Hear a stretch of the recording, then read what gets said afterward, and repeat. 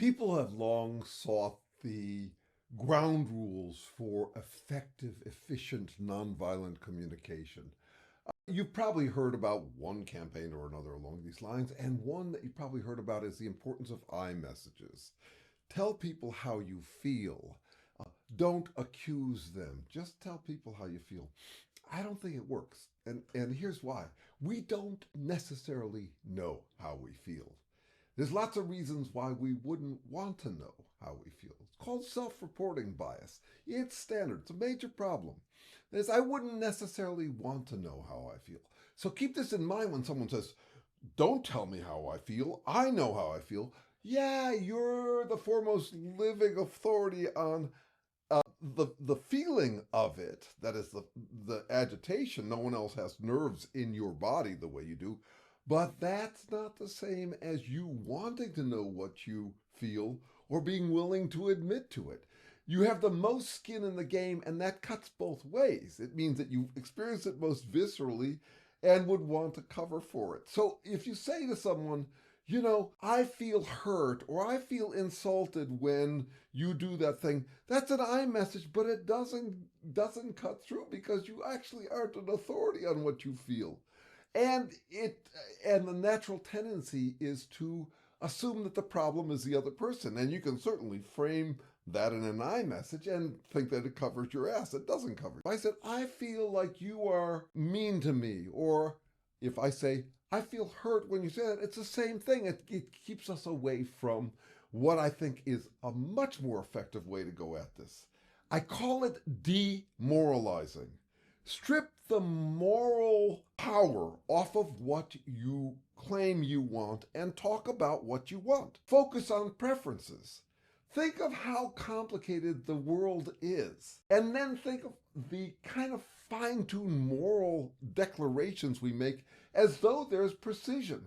It's not easy at all to figure out what's right and righteous to do, but it is easy enough to admit to your preferences. As you say, instead of saying, you hurt my feelings, you can say, I prefer this kind of thing, and have it as a practical negotiation between people who are expressing their preferences. And it is demoralizing to do that because you're stripping the moral authority off of your preference. You don't get to claim that the moral universe is on your side. You have to admit that you actually have a preference. And I also think that you can do the demoralizing, honestly, on the delivery end of things, but also on the receiving end of things. So if someone moralizes at me as if I'm somehow in violation of some universal moral imperative for my behavior, I can do them the favor of ignoring the moral overlay and simply reading what they say as a personal preference. So I don't have to get defensive against it as if as if morality is on my side. I don't have to deal with that. I can simply say, oh, this guy's got a preference for something different from what I have to offer. Okay, I then have a choice, a practical preference choice. Either I do without their company or I accommodate them by addressing their preference. But it's no longer this kind of battle between moral authority, which tends to distract and is irrelevant to what's really going on between people. If you look around the world, there are a whole lot of different perfectly viable ways to live. And so the idea that we can tell each other how we're supposed to behave, that there's the one true way, that this is the narrow path we should be on.